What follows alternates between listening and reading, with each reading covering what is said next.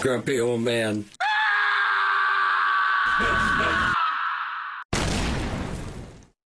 Hi, welcome to Unleashed with two grumpy old men. Today we're going to talk about our favorite live albums, and we're going to pick both Part one. This is part 2. 3, 3. I think. 4? Okay, Yeah. great.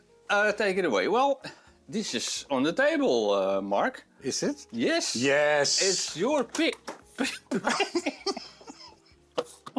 Holy shit. Judas Priest live. Yeah, great album. And it was in the time that I had to do my army duty. So after 2 months, they thought, what on earth have we to do with this guy? So they made me a bartender. Yeah, it was a great job, man. I had my own room. Start working at 6 until 12 or 1 in the evening. And in the army, all those guys loved, of course, The Doors, Rolling Stones, Jimi Hendrix. But I had this one, I bought this one, and so I brought it with the tape with me. I played it and they loved it. It's Judas Priest, Unleashed in the East. And it's live, but sometimes things are not as they seems, because it's not completely live. Can you tell something about that, Pete? Well, there are some guys who saw Rob Halford in the garden of the Tittenhurst Park. That is the place where they recorded some stuff. And the old studio from John Lennon. Oh. And Halford was singing stuff. And indeed, it turns out that he was... The recordings were great. But the vocals were a little bit off. He had a cold or something, eh? Right. Yeah. So he redid the vocals of these songs, which I think is incredible because I don't hear it. I don't hear anything different than what he used to do. So that's that. Yeah. Well, yeah. So that is maybe the only trickery on this album, but it's an incredible album, and again, one of those albums where I think, why isn't there a second disc? Yeah. Well, I've got a CD with some extra tracks. Tracks. Yeah, four. There was a version of this album. I thought it was the English version, but I think it's the Japan version. And they had an EP included in there, and I read that and I thought, oh great, I want to have that version. I looked for it for years and never ever found it, but I did got some EPs with extra songs on it, and those songs are also included, of course, in this Rock Forever, Delivering the Goods, Hellbent for Leather, and Starbreaker, right. And there's also a EP I had with Beyond the Realms of Death on it, but I don't know if it was recorded on that same tour or not. But that's also a very incredible, great song written by Les Binks, by the way, who is also, of course, heavily featured on this album. Oh man! What a drummer! Oh man! Yeah, they had Simon Phillips for the Sin After Sin album, and then they thought, well, maybe we should get some more technical drummer than a just straightforward one. And they asked Les Bink, and he does an incredible job. Yeah. And that's the strange thing with Priest, I think. After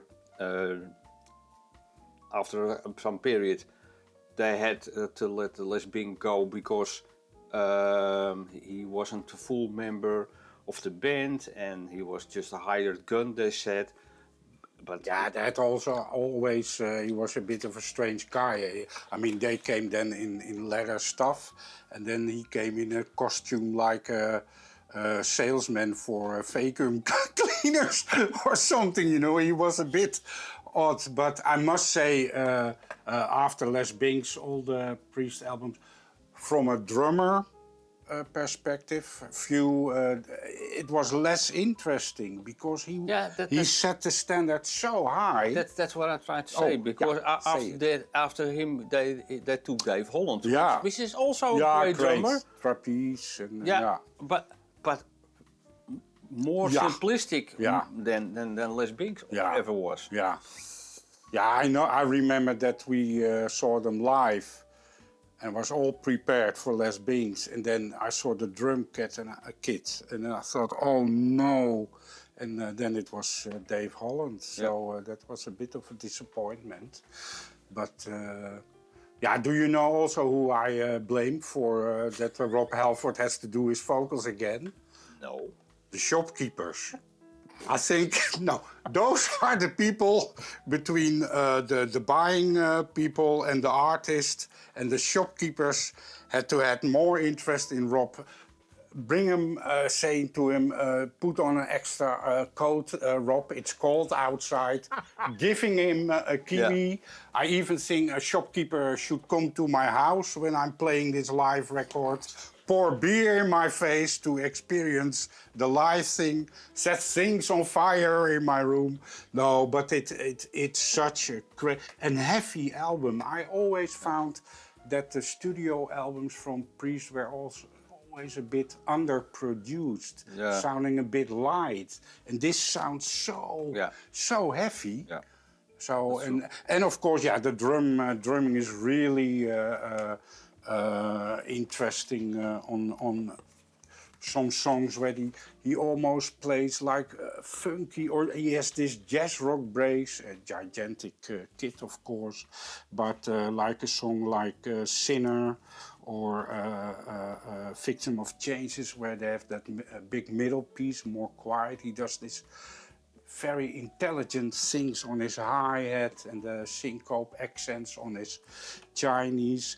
And for me it's almost irrelevant if the vocals are live or not, because it's such a good performance, like of Victim of Changes, how he sings there. And I also remember when I played the record and then I listened on my headphone, then like in a song like Ripper, you hear like in the sentence where he sings where the air is cold and damp, they use extra reverb, and that's so great. That's little things to hear. And of course I like the song the Green Manalishi, where they first play like melodies on the guitars, but then they started just strumming, and it takes a nanosecond before they are together, and then, oh man, it could last for me for hours. I remember really headbanging to that song, which was a cover, of course, from Jethro Tull, I believe. No, Fleetwood Mac. Fleetwood Mac, okay. Yeah. And there is a cover, I think, from Johan Baez. Baez, yeah, but it's not on this album. Oh, it's not on, okay. It's not Diamonds and Rust. Oh yeah, Diamonds and Rust. Diamonds and Please, Pete. Diamonds and Rust. Johan Baez. So, that all the versions of the songs are great. So, and I'm also happy they did it, because it was about the last work with Les Binks. Yeah. I think so. Happy to have it.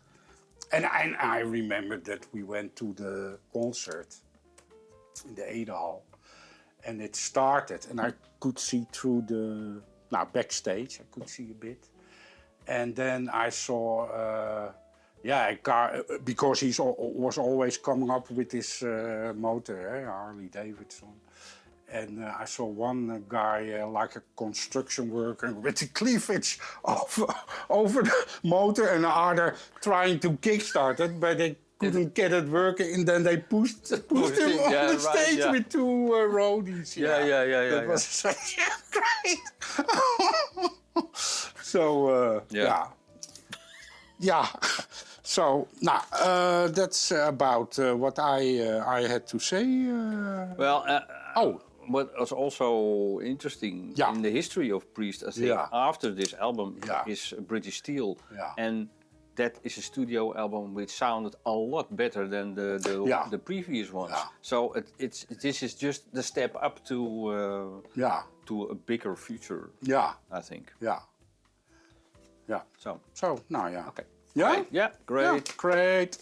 Next. Okay, so this is Unleashed in the East, and I want to mention Unleashed in the West from Prong. And I got the new live album. It's just released 2 weeks ago or something. Live and Uncleansed. It's great. This is really live because the one I'm talking about, Unleashed in the West, is a live recorded in the studio album. And there's a reason for that.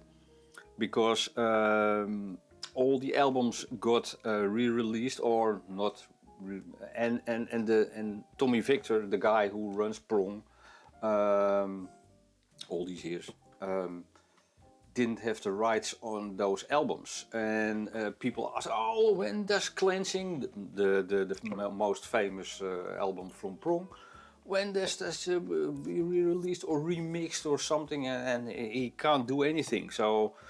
What he did was he took those songs, played them in the studio live, and that's on that Unleashed in the East, West, Unleashed in the West CD, which, by the way, I bought from Prong directly from Bandcamp, I believe. So, but I don't have it physically, of course. I only have it digitally, but it's somewhere on the screen, or was somewhere on the screen. I think it's great because there was he made a truckload of albums, and every time I saw him play live, it sounded better again, just like Priest. Honestly, it sounded better live than the studio albums. So he. Did it live in the studio with then I believe that great drummer. Every time he comes to Holland, he has a different line. Was it done with audience in the studio? No. But he is encouraging the audience. I don't know, maybe the guy behind the console or something. with these guys. Yeah! I want to see those hands! Where are your cigarette lighters? A great album, a greatest hits album, to be honest. And last week you went to a concert. Yes.